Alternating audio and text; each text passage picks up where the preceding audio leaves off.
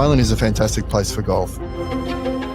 We've got a little bit of interesting project we've been working on here at Seed. It was just so fast to get a drink, to a point where it sounded like the pilot said we're going to try and land. So when we first proposed the idea of coming to Donegal, had you guys travelled? James, had you travelled much to Donegal before? Did you know much about the golf up in that region? I'm not going to lie to you, Dean, I'd never heard of it. As soon as we landed, in brackets, there, it was quite evident how we need to open our eyes more to that area, that part of the world, because... And we were like, wait, what? They're going back to Dublin.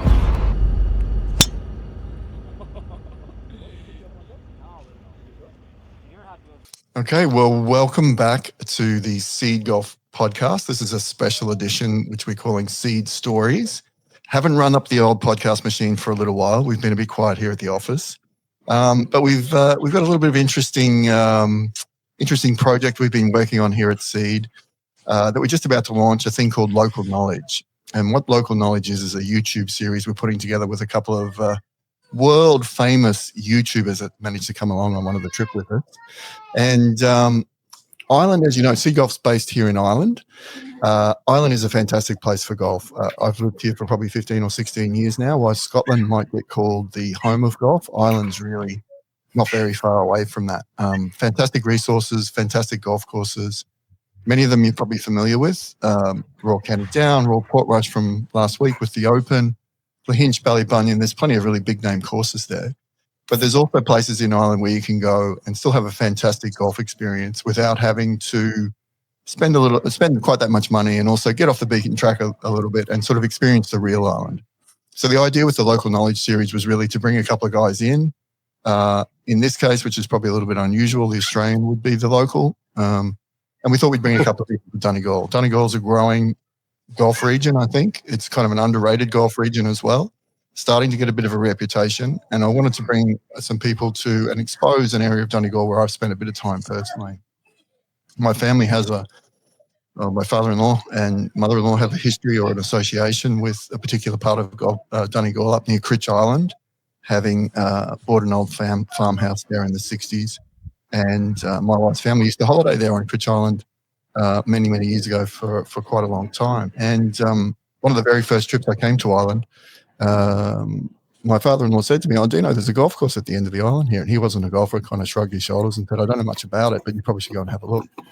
And kind of have been quite taken by the place ever since. It's just an amazing little place from the minute you drive in to the fun you have while you're on the golf course. So we kind of started with that idea of getting people up to Cruit Island and then showing them around the local area. So the two gentlemen to bring with us are with us today. So Mr. James Robinson. James, how are you going? Hello. I'm fine, thank you, Ian. How are you? Excellent. Thank you, mate. Thank you very much for jumping on. Alex Etches, how are you going now? Hello. Good, Dino. How are you, mate? Excellent. Thank you very much. And Mr. Fernand Murphy from Seed here has also joined us, and also kind of partly his idea. Was it your idea, Finn, or was it my idea? I mean, who could say? Like all the best ideas, Dean, I think they're yours, you know. And I mean, who cares who scores the goal? Really? Yeah. Finn renowned for giving me ideas, which I forget about and then later claim. So really, that was really the theory behind what Local Knowledge is, which was bringing people to an area of Ireland, experiencing not just the golf, but also the travel, the locals, the whole experience of having a unique trip in Ireland. So guys, so James and Al, I'll throw it back to you guys. So when we first proposed the idea of coming to Donegal, had you guys travelled? James, had you travelled much to Donegal before? Did you know much about the golf up in that region? I'm not going to lie to you, Dean, I'd never heard of it. And that's something which I think when you started this episode talking about how Ireland's kind of catching up to Scotland in that regard of the home of golf, I'd never even really contemplated. I'd heard of the courses, obviously you mentioned in the introduction, but as soon as we landed, in brackets, there, it was quite evident how we need to open our eyes more to that area, that part of the world, because, I mean, we're going to get into a bit more detail about obviously how we did end up getting there. And it's just a stunning part of the world. And quite often when we are on family holidays and trips and things like this, I see a piece of land and I go, "Oh, how is there not a golf course there? Like, someone should build a golf course there." I think we all have that kind of ideology when you do see like a perfect bit of land. And for me, that's what some of the golf courses that went and played were. They're just a perfect opportunity piece of land to put like an absolute magic piece of a golf course, which there were. Yeah, there's some pretty unique scenery up there, I must say. And I often, we'll get into the courses we played, but I often compare it to Australia, whereas if land like that in Australia would have apartments and stuff like that on, they'd never let you build golf courses there. So we're very lucky both here and in the British Isles as well to be able to have access to courses like that. So Donegal particularly has some pretty spectacular courses. Al, you're now a resident again of Northern Ireland, so you'd obviously heard of Donegal. I think you travelled there recently, but had you spent a lot of time in that particular part of the world? No, so pure coincidence. It happened to be, I think, a week or two before we had this trip planned. So I'd heard many great things, as it's like a good holiday escape destination. The first time I went for a couple of days, we had probably the worst storm weather of the year. Like, it was just pure coincidence. It happened to be that, but even then, still absolutely enjoyed it. In the golf courses that we played, it was just incredible.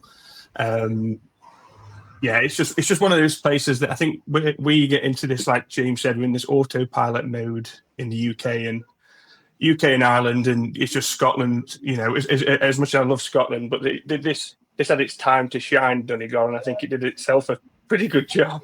Yeah, no, it did.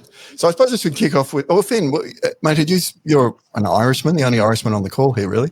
Had you spent a lot of time up there, or had you been familiar with that area before?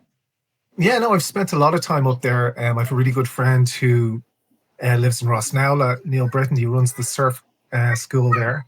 Shout out to him. And but I'd never played golf up there. I'd hit balls in the driving range in Merva, but never. And we were always meant to go up. But when I go up to Rossnowla, it's not really. Although Neil plays golf in Bundoran, I played in Bundoran, which is a really cool links in Donegal, but never up as north as we went. So yeah, it was amazing for me too. Cool. Well, I should explain how we had to get there, I guess. So getting to probably one of the reasons Donegal's a little bit underrated is a little bit tricky to get there. So from the boys' point of view, we had to fly them in from England, and basically the brief was, look, get yourselves to Dublin Airport, and we'll let you know what has to happen next when you get to Dublin Airport. So the plan originally was for Finn and I to drive up and meet the boys in Donegal, but was also to fly James and Al into Donegal to Carrickfinn Airport there, which you can fly very easily from Dublin, and it's not a very long flight. Well, it shouldn't be. Shouldn't be a very long flight. And pretty easy to do. And that airport there that was developed sort of back in the 80s and 90s, and it's been consistently voted one of the most scenic airports to land into anywhere in the world. Like, it is spectacular. So guys, when you got to Donegal Airport, getting across to Aer Lingus to jump on a plane to Donegal, how was that process? Was it relatively easy to do? And like when you got into Ireland, how did you spend your time, I guess, in between getting there and then getting on the next flight? We spent the first hour looking for Al, which is quite interesting. Because in an airport, when someone's 6'7", usually you can see them quite quickly, but he was hiding somewhere. And managed to every time we tell these stories, I grow an inch apparently. So yeah, I'll be 7'7" in a minute. Yes, I'm glad you enjoy the stories, mate. To be fair, no, but it was a very because obviously for us, when you're on essentially we felt like on a bit of a boys' golf trip, to be honest. So yeah, me and Bobby flew from Manchester, got there about. Did we get there about 11 a.m? 10, 11 a.m. So we met up with Al. Checked into the flight. That it was a total surprise where we were going. So it was an interesting kind of half an hour. And then from there, I had a couple of Guinness and kind of had a talk about what was to come. Because I think for me, whenever I go on a golf trip anywhere, the real exciting time is that when you're all at the airport, your bags are checked, a little bit more stress-free, and you can just have your first kind of beer and like, all right, so should we Google this place where we're going and have a look and look at the scenery and stuff. So that's kind of initially how we started. And then luckily enough, Al's a silver member with Aer Lingus, and we had no idea. So he managed to get he managed to get us into the longer queue, which was fantastic. We spent more time exclusively. Yeah. And then from there, do you want to take it away, Al? Because it wasn't as it was a fantastic, flawless trip until Yeah, I should probably fill the listeners and the viewers in from there. So we threw the boys on the plane from Donegal from Dublin to Donegal, which is only about a 40-minute flight generally, I think. And as I said, Finn and I were we're trundling up there in the car with Jack, who's from the Seed social team, who was always going to be a spare cameraman for us. And we rocked up to the airport there a little bit earlier than when the plane was going to arrive, and we're talking to Pauline at Donegal Airport because we had a little special treat planned for you guys. So the idea was we'd fly you up there, get you in to say, look, we're going to play 9 holes this afternoon at Cruit Island, because Cruit Island's about a 10-minute drive from Carrickfinn or Donegal Airport there. And the joke was kind of like, hey, look, there's no driving range at Cruit because it's only 9 holes. We've arranged a special little driving range for you here at the airport. We can bang a few balls down the runway. So Finn and I thought we were fantastic. We outsmarted ourselves almost. This is going to be great. The boys are going to love this when we get here. And we were talking to Pauline, who runs the airport there at Donegal, fantastic lady. And she said, oh, look, I'm really sorry. The plane's been delayed. There's a little bit of fog and they're circling around at the moment. And we go, no, that's fine. That's no problems. We'll be able to pick it up. It doesn't matter. We'll do it later this afternoon or whatever. We're chatting to her for a while, not really sure exactly what was going on. And then she invited us over and she said, gee, you boys are taking this really well. Why don't you come over and have a coffee with us and all that sort of stuff? So we went over and had a coffee. And she said, yeah, the boys are going back to Dublin. They'll be there in about an hour or so. And we were like, wait, what? They're going back to Dublin? So I probably should throw it back over to the boys exactly what was going on the plane there and what you were aware of, because we were certainly on the ground. We had no idea what was going on other than you were just circling the airport waiting to get down. So yeah, I might throw it back to you guys as to how that little travel hiccup happened and how you handled that on the plane, I suppose. Well, I mean, it was one of those where we weren't even sure if we were going to get a drink service. It's that fast. It is, the quickest journey ever. So I think to the point where we didn't even get many rows down, it was just so fast to get a drink, to a point where it sounded like the pilot said, we're going to try and land. And I said to James, which is never what you want to hear. What do you mean, you're going to try and land, So obviously, long story short, we did a few circles. Above the clouds, it's a gorgeous day. Down at Donegal, it's pretty foggy, so safety first. We don't want the pilot to fair play, put us under any danger. So we were kind of waiting because it was bright sunshine above the cloud. So we were like waiting to break through this cloud and see this kind of vista that you'd explained to us on the text message about the runway. And then it was like, we're actually going to turn around because it was low fog.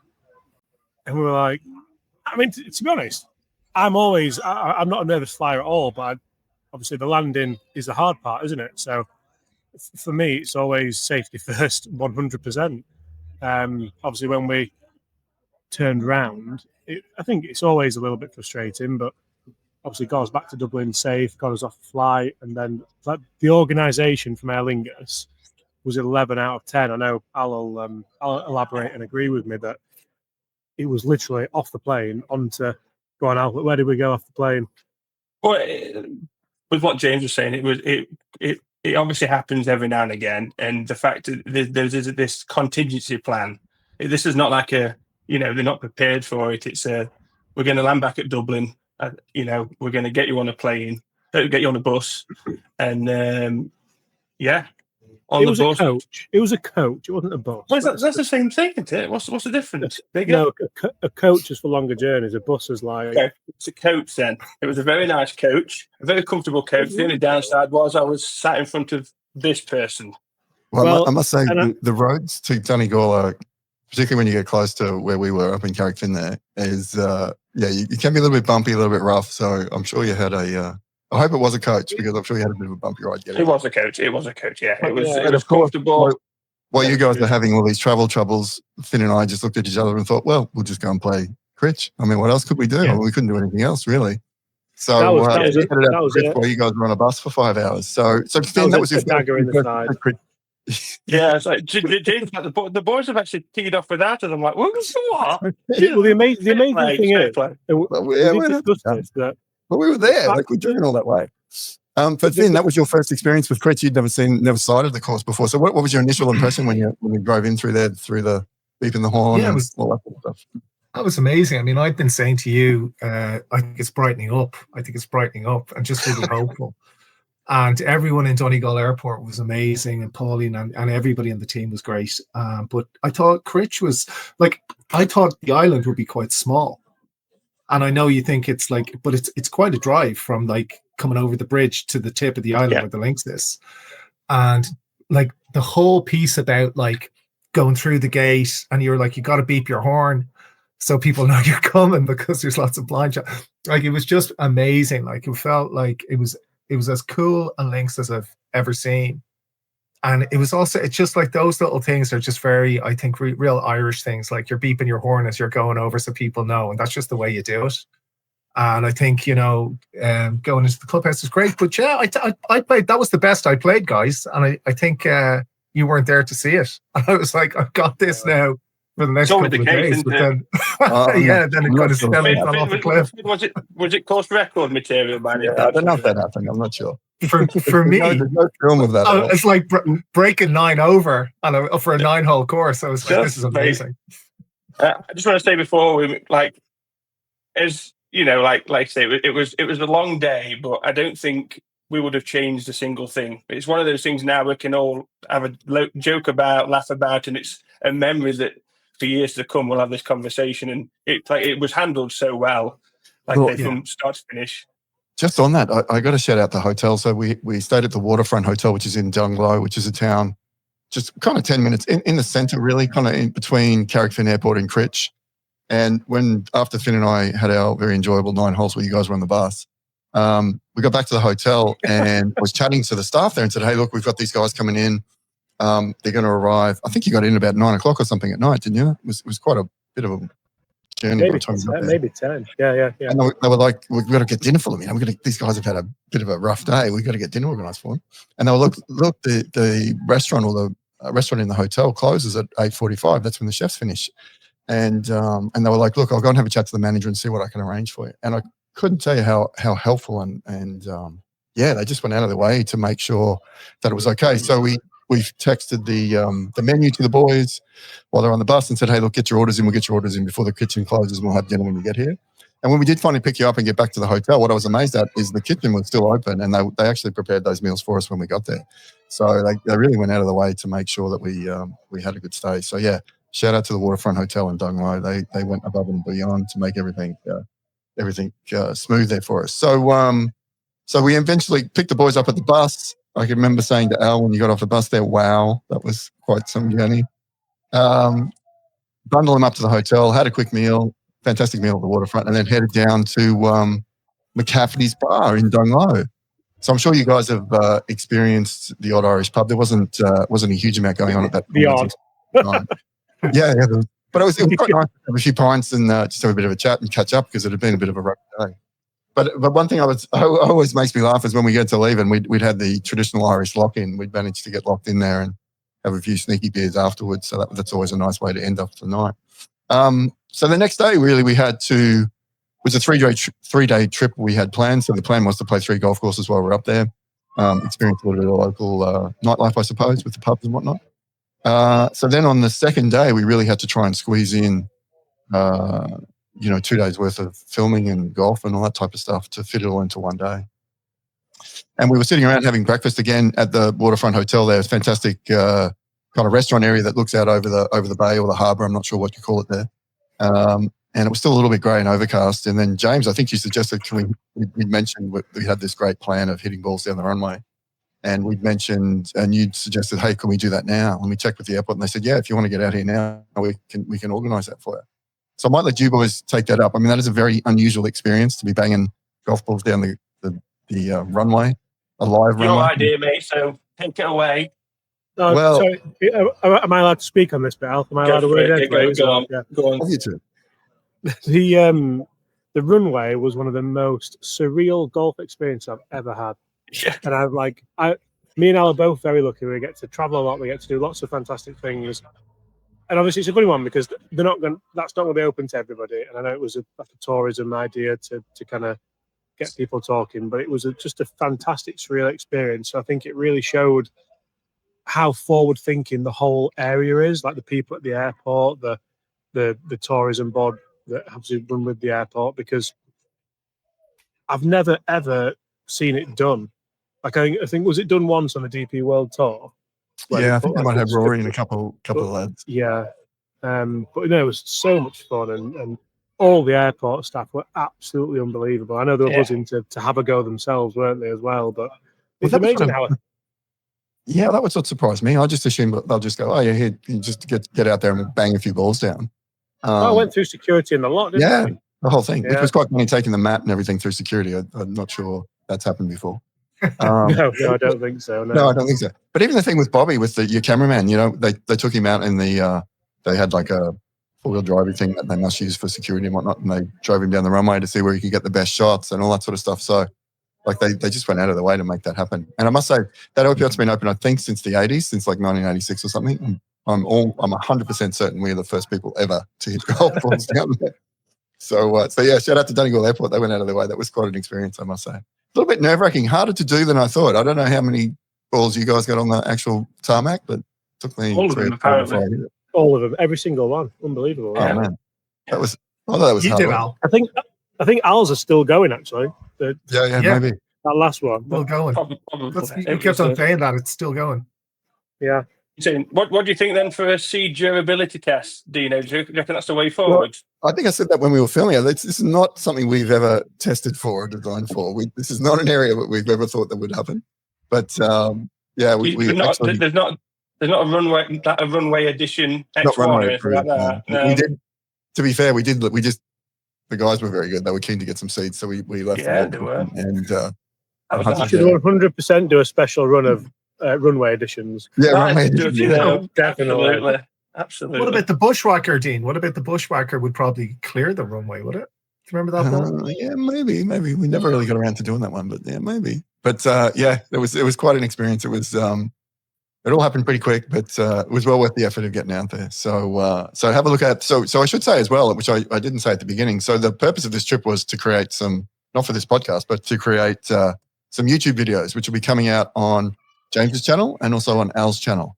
So definitely keep a lookout for that, because we're just giving you a brief summary here. But if you want to see the actual shots of all this stuff and see how it all happened and see a little bit of behind the scenes stuff, definitely keep a lookout for those vids when they drop, as the kids say, because I'm sure they'll be well worth your time having a look at it if you're interested in what we're talking about here at the moment. Is this going out before then? So everyone's not seen any videos yet? Yeah, we'll probably put this out before. Yeah. Oh, it's 100% going out before Al gets an edit done. Yeah.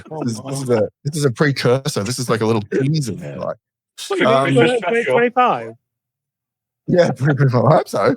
So yeah, we wrapped up at the airport, which was fantastic. I think we all had a pretty good time there. Everybody had a hit. The camera boys, the staff from the airport, us, everybody got to bang a few down, which was pretty unique. And the guys at the airport were saying, "Look, do you mind if we hit a few shots, because like we'll never get to do this again?" And we're like, "Jesus, of course, work away."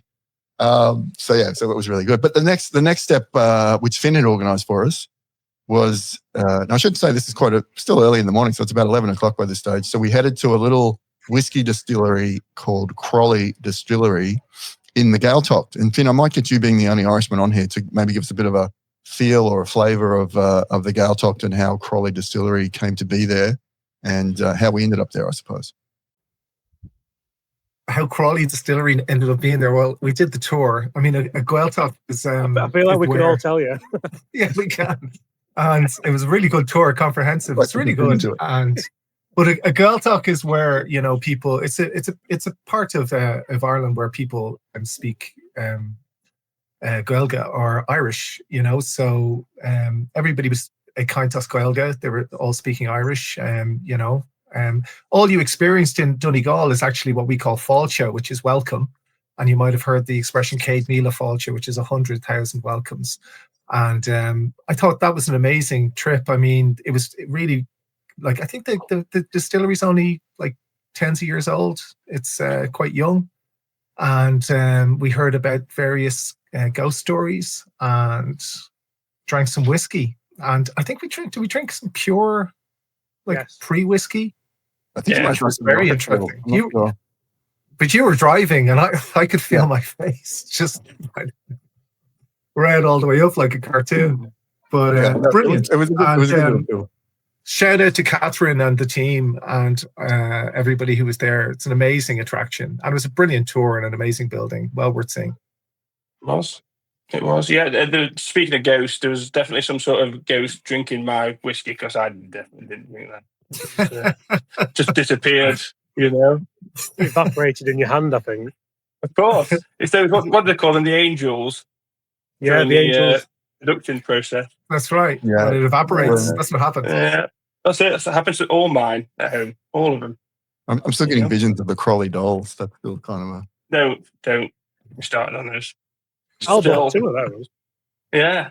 Yeah. The building's got quite a history there. So if you're ever up there and you go through the tour, we won't spoil the tour by giving it all away here. But yeah, there's a bit of history to the building there. There's been some interesting things happen there, and they're obviously producing some craft whiskey, which was a very high standard and fantastic little drop in. Just what we needed at 11 o'clock in the morning to kick off the day and get us ready for our next little adventure, which we're headed to Narin and Portnoo, which is a golf course in the town of Narin and Portnoo, which has a little interesting history itself. So it was, it's just been redesigned or redeveloped by a guy called Gil Hance. Now, if you watched the US Open at Oakmont just recently, you would have heard them talk about Gil Hance having renovated that particular or restoration, I think it's probably called, that particular golf course. And he's worked on many courses like the Olympic Club, LA Country Club, where they had the US Open the year before. He did the Olympic course down in Brazil, and this is his only golf course he's done in Ireland. So he's him and Tom Doak are probably considered the 2 kind of leading lights, I suppose, in modern golf course architecture, and have kind of changed the way architecture or golf courses are built now from the Pete Dye style, with the water and the big bunkers and the big dunes and all that sort of stuff into kind of that very natural kind of links course. So it's kind of interesting course to have a look at. Al, I know you've played there before. You saw it this time in less than 70 kilometre-hour winds. So how did you find it the second time around? It's when you play a golf course, despite the condition and weather, let's say it was very windy, still very, very enjoyable. I did know how much of a true test it was. And it's definitely one of the island greats, that is for sure. Yeah, underrated golf course, I would say. This is the second time I've played it, and just thoroughly impressed with it this time around. I just thought it was a great golf course, to be honest. And that probably helped because we won, Robbo. So that probably... Well, I just about I didn't want to go there. How long has that been? How long have we been in? 20 minutes. Okay. 26, mate. We've done well there. So well, you've stretched it. I could see you itching. Well, I was thinking that Al may have more to say, but obviously when you're on the team, it's a difficult... I want to actually talk about the first 4 is very different, I think, to the rest of the golf course. I think if you start the first 4 holes, it's in... How do you explain it? What's the wording for it? Well, you see a lot of links courses over here, and the next one we played the following day, Dunfanaghy, is probably a little similar in that to get you out to the coastline, you kind of have to play along the inland side of the dunes a little bit. Yeah. The first 4 are a little bit, they're good golf holes, but they're just kind of it's almost farmland, I would say. Like it's pretty, there's some elevation there and some ground change, but the land itself is pretty flat compared to the rest. When you get up to like 4 or 5, it starts to open up a bit and you're in the dune area. But yeah, you see that a bit where just to get you out to the exciting stuff, they have to kind of route the course. And that's a pretty long, thin bit of land I think they're on there. So I think that's how Gil gets us out there as those first 4 holes. So I think it's a good time, speaking of good ideas, what format we decided to play, thanks to James Robinson, on one of the hardest golf courses you're ever going to play. Well, let's count the birdies off the I think it suited us quite well, James. I don't know. To be honest, I thought when we were talking about how we're going to describe the opening holes, I thought I was going to say difficult because he struggled. I think he struggled for quite a long time, and me and Dean seemed to dovetail quite well. We were very much ham and egging, I think is the phrase. And Finn there's some hamming. There was no egging.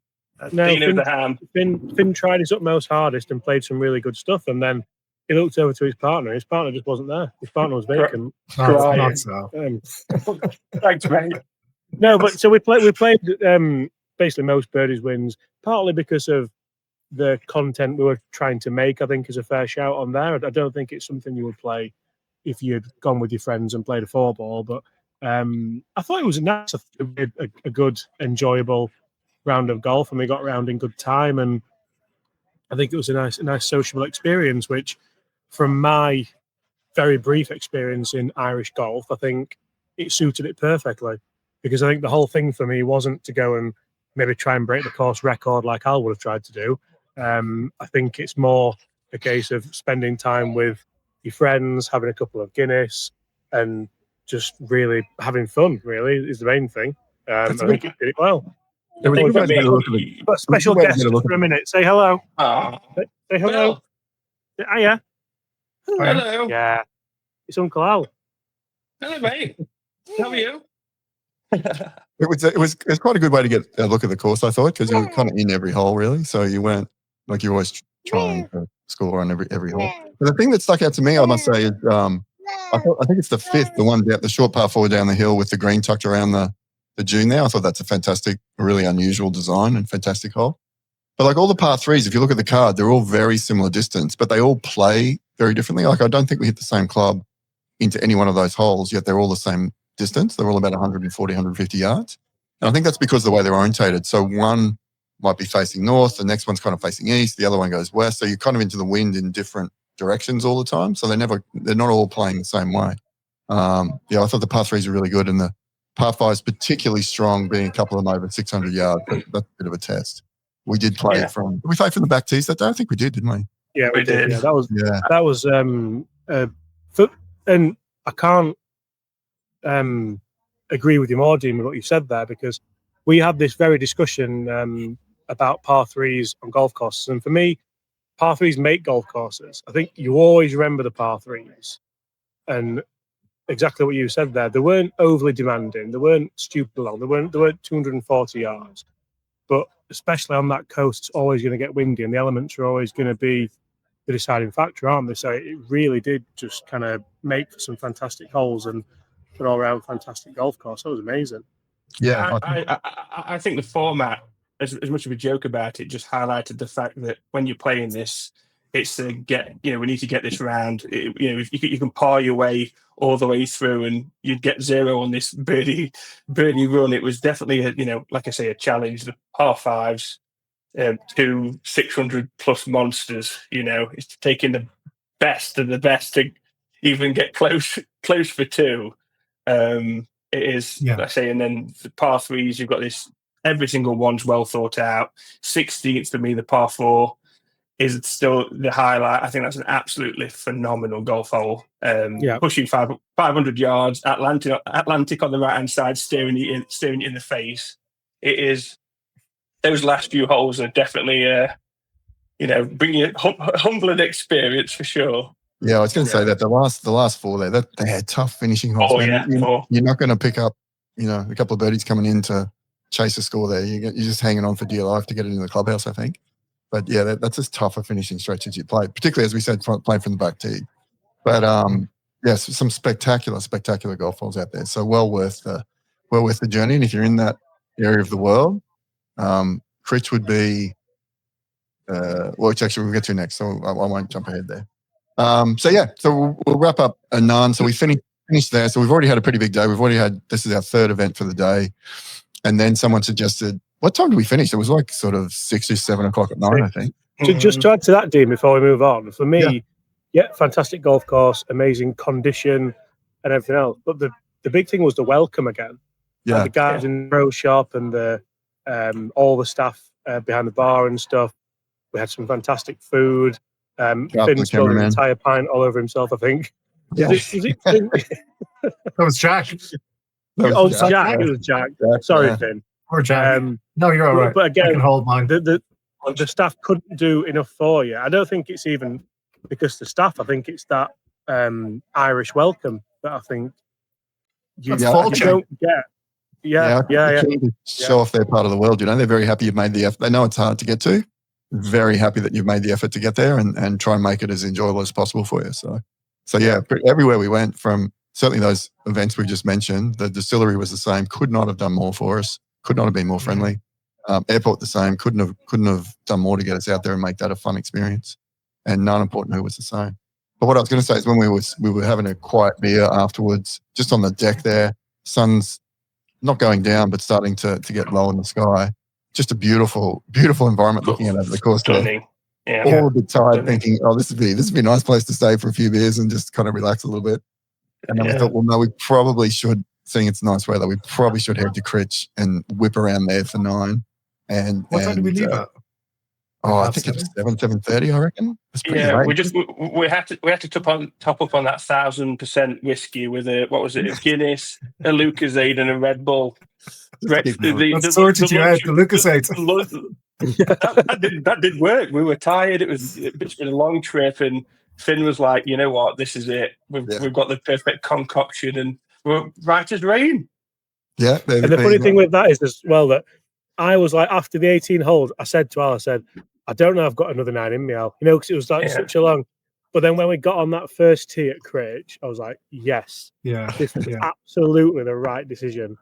Absolutely worth the effort. Yeah, I was going to ask you that. So, as Finn was saying, it's a bit of when to get there. It's a bit of a trek when you hit the island. You kind of think, oh, we're here, and the golf course is just here. But then you got that little winding road through the reeds and through the old houses and the graveyard and the beaches and everything. So you get out to the course there. So I was going to ask you when you sort of pop over the hill there and you come into the course itself. Well, yeah, what did you think of where we brought you after where we'd just been from? It was like it was literally like something from Lord of the Rings, where you go into this like lovely valley. It's absolutely stunning, and going past the bridge that we were debating jumping off of. Well, I thought, just to come back to that, because I thought we were going to end this discussion on that.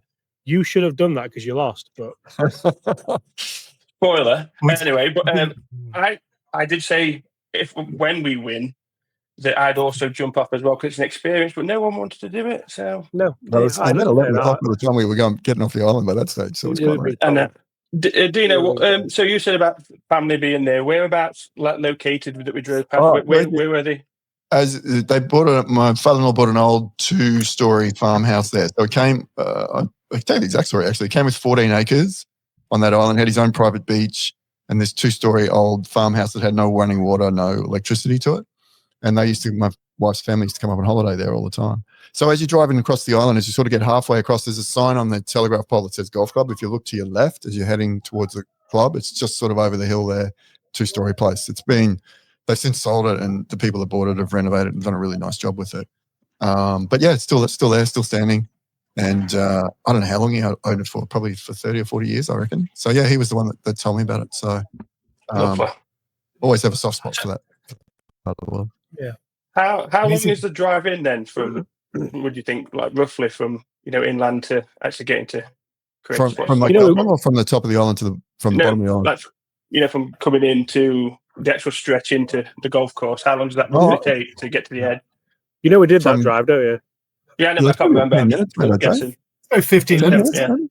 It was stunning. That's what I'm saying. It was like it went pretty quick. That's beautiful.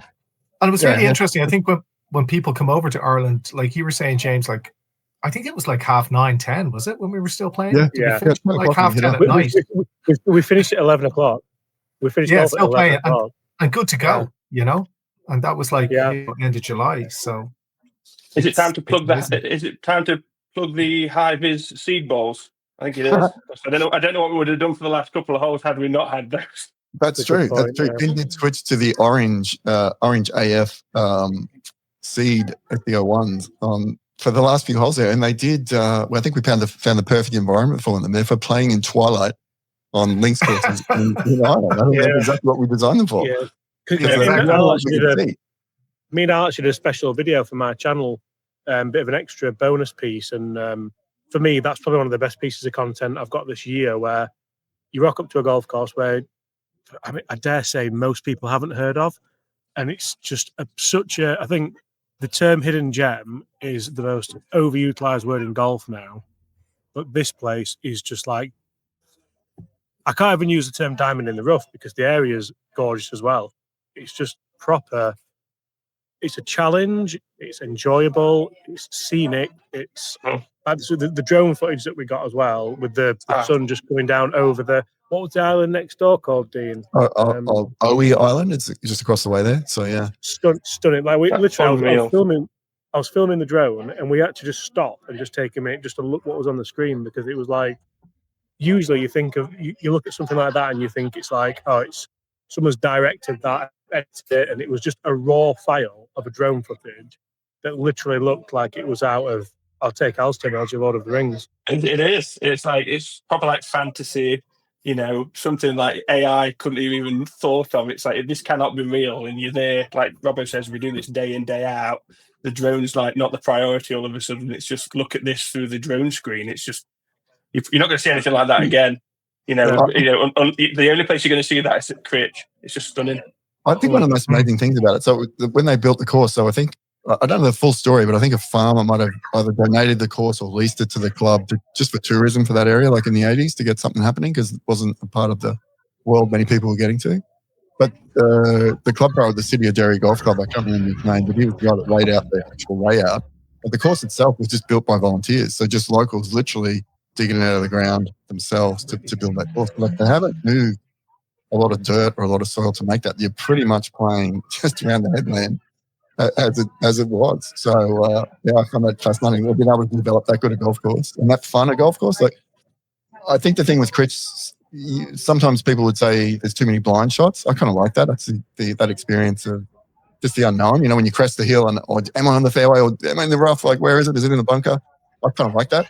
And there's a lot of that at Cruit, and some people don't necessarily go for that. But I think if you're open to it, it's just one of the funnest, enjoyable. Like it's not super long. Obviously, it's on a rock out in the middle of the Atlantic, so it gets a bit of weather. But yeah, it's just a super fun place to play golf. So the scenery, the actual course itself, the whole thing. I think it's just a great little package and very inexpensive place to play. I'll get to how much it costs to do all this at the end, but it's. I'd love to play it again. I always think whenever you've had a golfing experience, I judge a success on would I like to do it again, and I think I would enjoy it more next time because of what we've learned. And like you say, even with the blind shots, I think once you play the course once, you take a blind shot all day long, even if you don't agree with it or like it. Yeah. Did we cheat though? We cheated, didn't we? We had an aerial view, did we not? Yes, Alex, I did get the drone up and show you everything where you need. Great idea. No, it helped. I didn't realise that. You effectively had a local. What's the ruling? What's the ruling on that? Yeah, I don't think it is the URNA. Right to the URNA and see. Blind shots, we needed it. It was because Al's got a shot scope watch, hasn't he? So he could do the same if he charged it, but I don't know if he'd done it. Not blind. What has a shot scope watch tell you? A blind hole. But again, with what Robbo hit on, it was just. It's like you say. It is again throwing the saying of hidden gem around again. It's one of those that you maybe haven't heard of, but when you play it, you definitely won't forget it. That's for sure. It's worth the effort. It's only as we said, it's only 9 holes, so it's you can easily, as we did, tack it on at the end of the day. So we'd already had a big day, and still managed to get ourselves out there and have a good time around there. So yeah, Cruit, I think is. I always feel I'm always in two minds about promoting it, to be honest, because we talk about it a lot. And when we first got Seed going, we'd spend a bit of time up there, as I said, holidaying with my family and stuff. So we do a lot of prototype testing and that sort of stuff up there in the wind and how the balls handle that condition and how they hold their flight trajectory and all that type of stuff. And I think one of the beauties of it for me when I first started going there was never anybody there. Like it was very inexpensive to play and you could just get on whenever you wanted. And like it's a fantastic resource to have if you're going to that part of the world. But as more and more people start to experience it, then obviously more people come and then that kind of goes away. So yeah, glad to promote the area and give them a bit of love, but also hoping that it doesn't get overrun and I still can't get on. So I'm going to say when you said about the green fees, I thought you were like, did someone rent a trolley? Like, was that the trolley cost? Like, I couldn't believe the cost of it. Honestly, it's unbelievable. Yeah, it's amazing value for sure. So yeah, definitely. So yeah, we wrapped up there just as night was falling. So as James was saying, it's probably 10:30 or 11 by the time we finished there. So massive day, and then we had to head for the next day. We were going to a place which I hadn't been to before, up there, which is not too far away, to Dunfanaghy, which is about 45-minute drive, I think, from Cruit. Still in that same neck of the woods, the other side of the peninsula, I think. Donegal's an interesting little county. It's got little fingers of land that go out into the Atlantic. So we've got kind of gone from one side of the coast to the other side, if you like. And which the only thing I would say was getting in that late was a bit of a shame because the town itself looked great. Like the pubs, it looks amazing, didn't it? Only a small little town, but it looked as though there was a lot of people having a very good time there. So a bit disappointed we missed that. But again, the same thing with the hotel. I can't remember. Seeing you remember the name of the hotel we stayed at there. It's just escaped me. Arnold's. I was going to say Anderson's. Arnold's. Arnold's Hotel. Same thing. We shout them out as well. We're obviously 6 of us rolling in quite late, 11 o'clock, 11:30. Couldn't have been more accommodating, get us our rooms organised. But not only that, obviously we hadn't had dinner by this stage, so they'd opened the back bar up for us to allow us to knock down to the chipper and the pizza shop down the road to get some food and bring it in, and helped us. That was sound, was it? Yeah, it was fantastic. Helped us with a couple of pints back bar. There was no sense of. I got no sense of like, nah, boys, that's enough. Go and leave. Like he was more than It was obviously you don't want to take the proverbial, but it was just so relaxed and friendly. It was just. I've never experienced anything like that. I'll be honest. It was unbelievable, really. Well, I thought the same thing. Stayed as long. As well. Yeah. And he would have stayed as long as we were there. Yeah. They got us plates and cutlery and beers, and they couldn't have nothing more. So yeah, that as we were saying there at the beginning, that part of the world, I think they really go out of the way, as Finn said, to give you that culture, to give you that welcome, and that was certainly our experience. And both those hotels were fantastic. So yeah, late start, and then the next day we'd booked in to play 18 at Dunfanaghy. I hadn't played that course, and I have to be honest, my first experience or first thoughts of it when I saw it, similar to what you were saying about Narin and Portnoo. I suppose we're coming from a Gill Hands course really, and Cruit, like these two spectacular, lot of land movement, big greens, big bunkers, a lot of things going on, and Dunfanaghy just looks like so it's just kind of flat on the ground there the first few holes. So I was thinking, this is a little bit, different or not quite as exciting as what we'd seen. But in hindsight, in looking at that golf course and thinking about it a little bit more, and particularly, Al, if you look at the holes, that, like it's very gettable course, I would say. Like it probably plays well for mid to high handicappers, meaning you can get around there, play links golf and have a pretty enjoyable day without losing 10 golf balls. But for the better players, it's still got enough little intricate little tricks to keep you entertained. So I was thinking about it, Al, James, sorry, do you know the first, we're in the center of the fairway there. It's only a small green, looks pretty flat, but there's just this little pot bunker at the front that's just raised maybe a foot. And they got the flag just cut over the edge of that bunker. So obviously we're thinking, well, we're going for birdie because it's only a short hole. We've only got wedgie, and of course we're going for the flag. I think both of us ended up in that front pot. Very tricky little delicate little sand shot to get it out to the hole. And the second was the same. That was that little short par 3, 140 yards. I think I hit a 9. I think you might hit wedge. I hit it as high as I can possibly hit it. Same thing, flat greens. It's a tiny little pot bunker that the flag's just tucked behind, little foot or two above. A lip above sort of protecting the flag. And so as you're trying to get close, but you end up in a little bit of trouble. So there's just enough little nuance there to keep you entertained, I think, if you're a good player. But for the average guy, you can definitely get it around and, get on the green there, have a couple of putts and off you go. But I would say as you crest up that hill, so I think it was, is it 5 or 6? 6, yeah. And you get to that green there and you look back over the harbour, it's just spectacular. It's one of the most spectacular places. Yeah, and that stretch of holes, 6, 7, 8, 9, 10, it's kind of scenery-wise, as good as you'd see anyway. Well worth the walk to get out there and that big long from the ninth tee, that big long white beach with the really crystal clear water was just spectacular. So yeah, surprising. My first impression when I got there, I thought, this is a bit, it's a bit of a little bit of a not a letdown, but a little bit lower standard than where we played, which obviously. Price trade and stuff, you could explain that. But when I was thinking about it, I thought there's a little bit more going on here than perhaps what we thought. So I don't know if you guys had a similar experience, but that was certainly my experience with Dunfanaghy. I really enjoyed it. I thought it was very, like you say, to Narin, I thought it was a very similar sort of experience. It's like a designer crescendo. It's like you like this for the first few holes, but wait till you see this kind of thing, and then, like I say, from 6 onwards, 10 is like Pebble Beach-esque, having to go over. It's like going over the beach on 10, aren't we? With the tee shot. We have to wait for the tee to get. It's absolutely.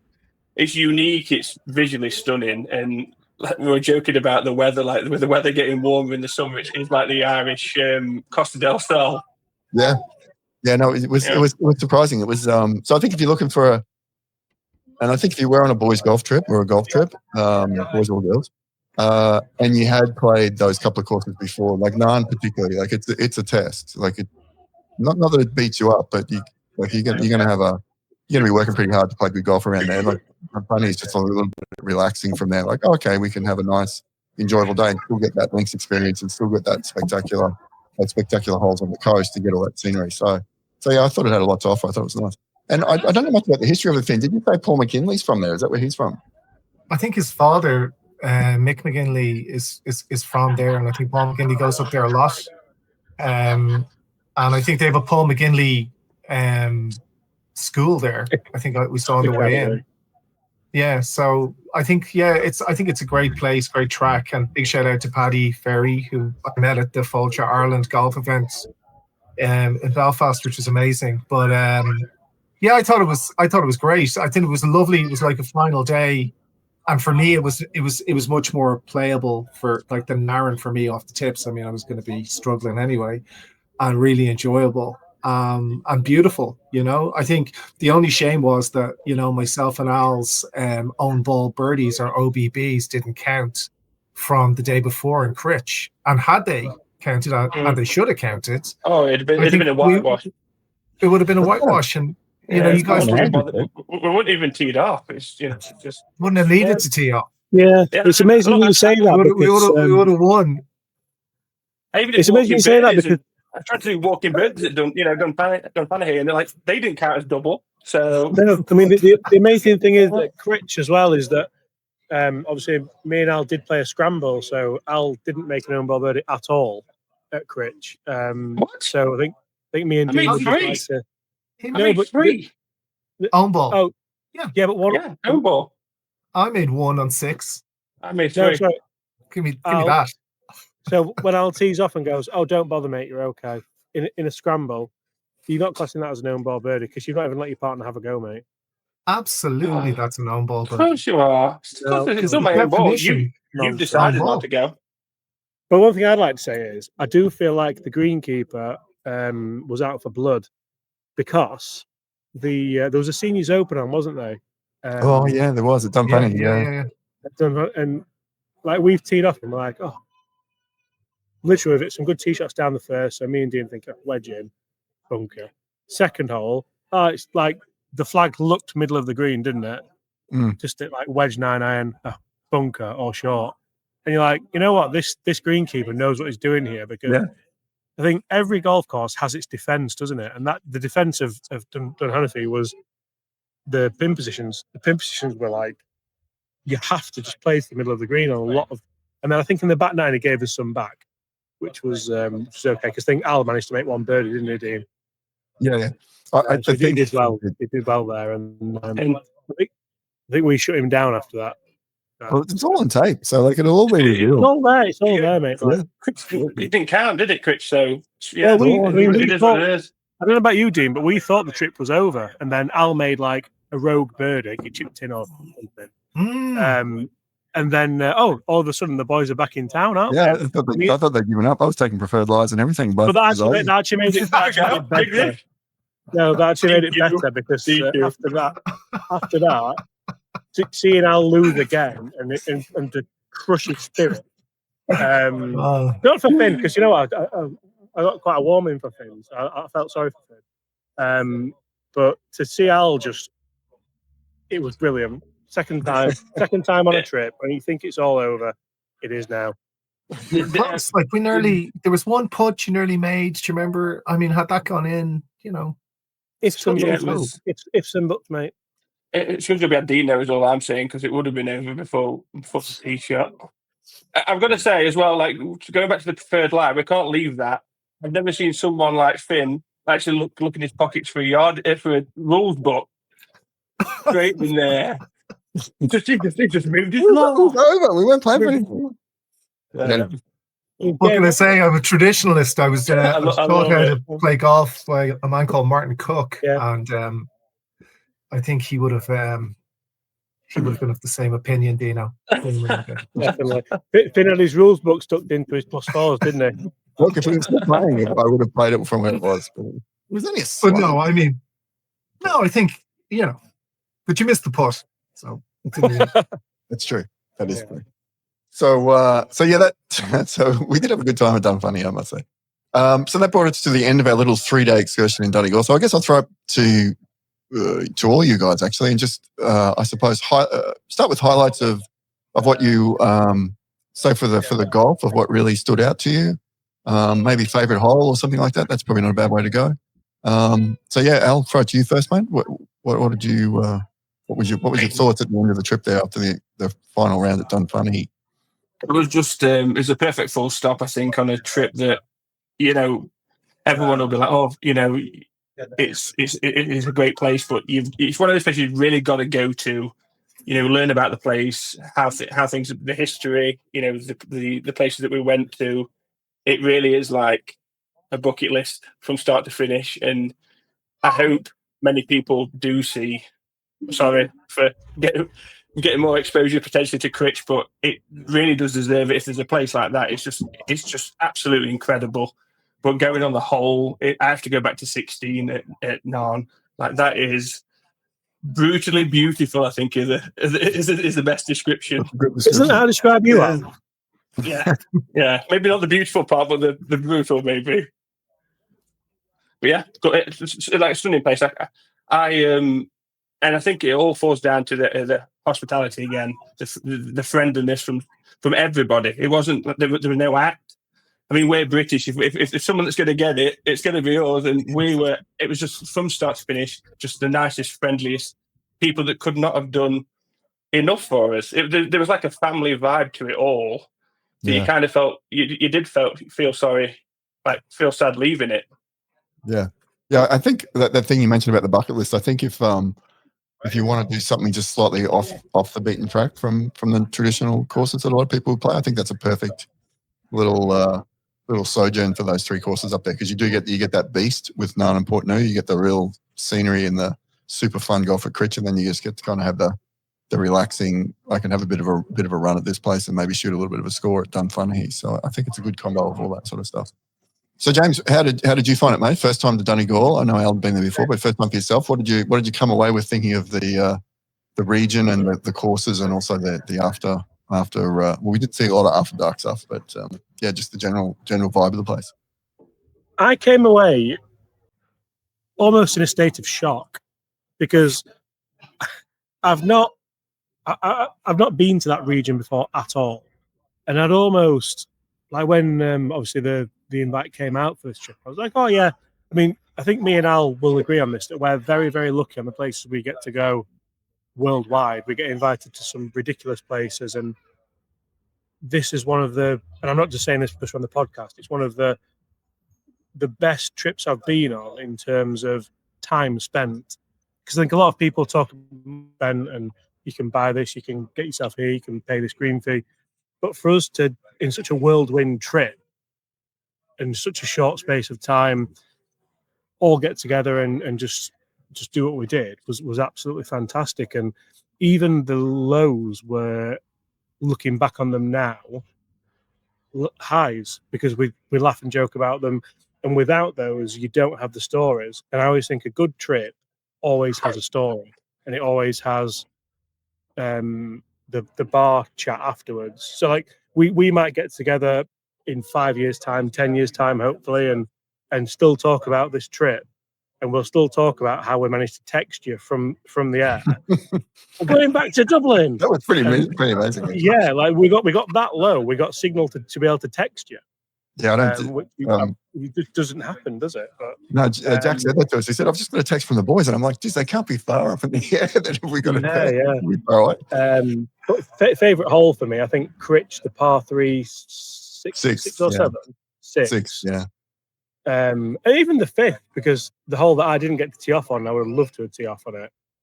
Gorgeous looking hole, but somebody hit a tee shot, my scramble partner, and said you can't do better than that. So I'll let you manage your minutes, we say. And it was in a fairway bunker. So I did the target twirl and everything. It was like, don't worry, don't bother. And then it wasn't there, and I was like, Robert, go and look over there. It's something else, because we're in a bit of trouble. But the only time I was angry on the whole trip was my tee shot on the 6th, because I stepped on that tee, and I love a par 3. I absolutely love a par 3. And I droned it, and we'd seen the waves crashing into all the caves underneath. I was like, oh, this is me. This is my moment. And I hit the worst shot of the week, and I was so annoyed at myself. But don't worry, mate. But that for me is, Al, you missed a green as well. We had to make chip and putt to make par. We did we? We're a teammate. We played Scramble. Do you remember? No. Continue. Okay.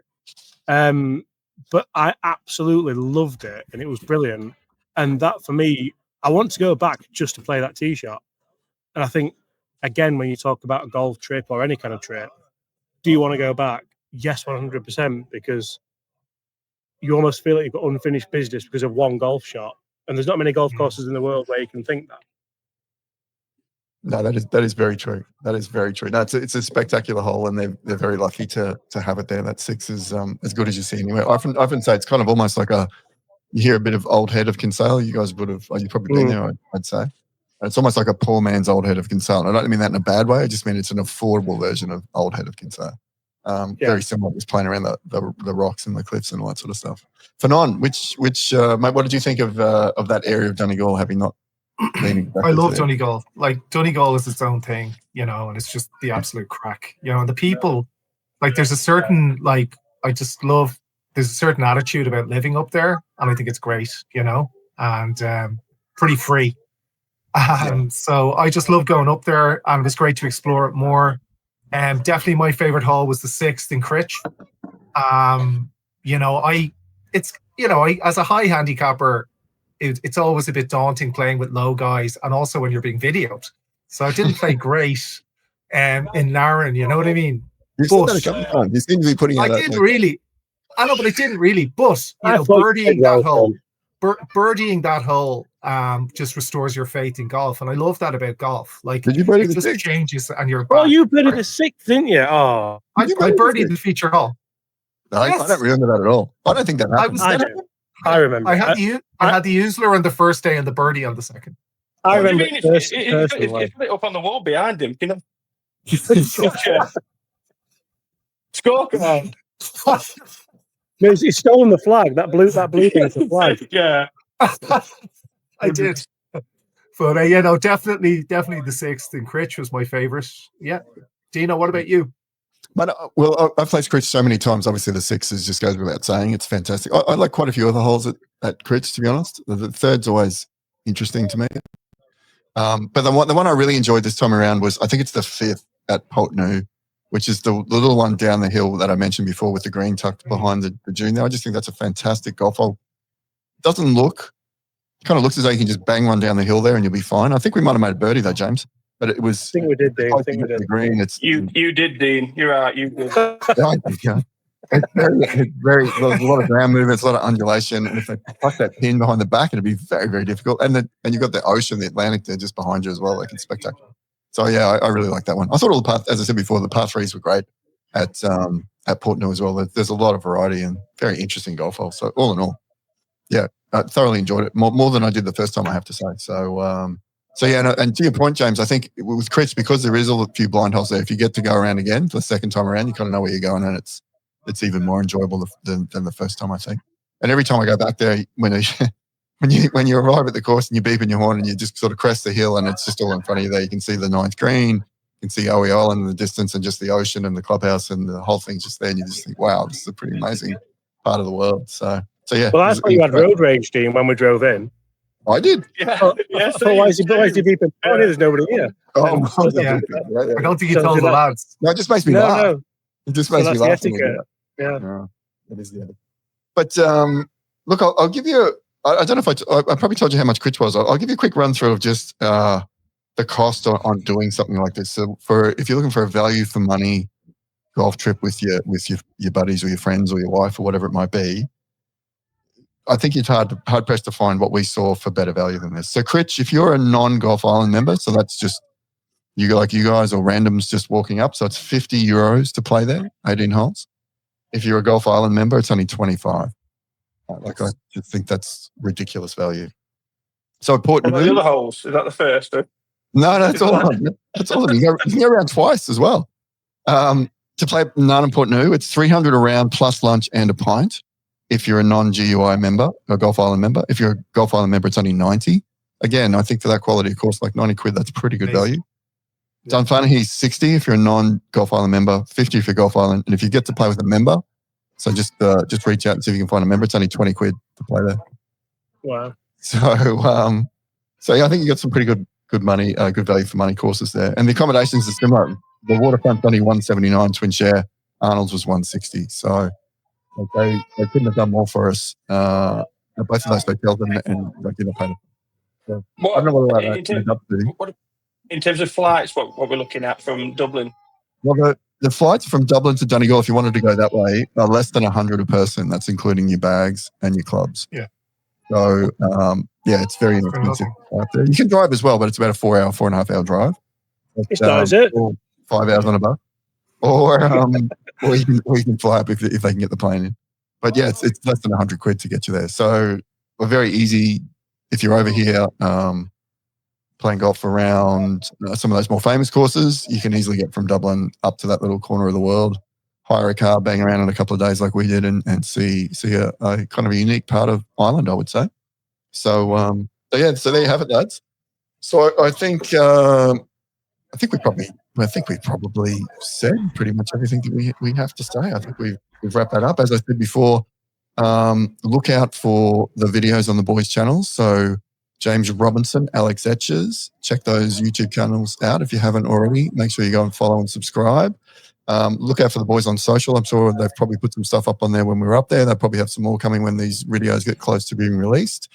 It was brought to you by us at Seed Golf, and also the good people at Fulcher Island helped out with some of the accommodation and golf arrangements. And I particularly have to shout out the people that supported us with the accommodation, which was the Waterfront Hotel at Dunlow, Arnold's Hotel at Dunfanaghy. Thank you very much. All the people at Donegal Airport couldn't have done enough for us, Pauline particularly, and all the staff there that got us out on the runway. Fantastic. The guys and gals at Crolly Distillery had a fantastic day there. I think it's Paddy is the tour guide. Was it Paddy the tour guide?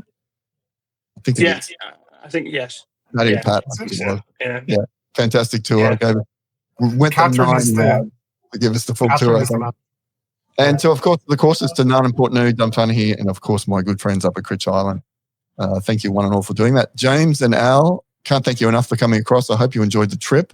We very much enjoyed having you. We'd certainly like to do it again. So watch this space. Hopefully we can get another one of these local knowledge series going and show you another part of Ireland that probably doesn't get as much attention as some of the more famous places. So leave that with us. We're working on that in the background here.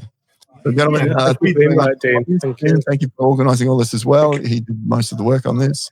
And until then, we'll see you soon. Bye now. Thanks, everyone.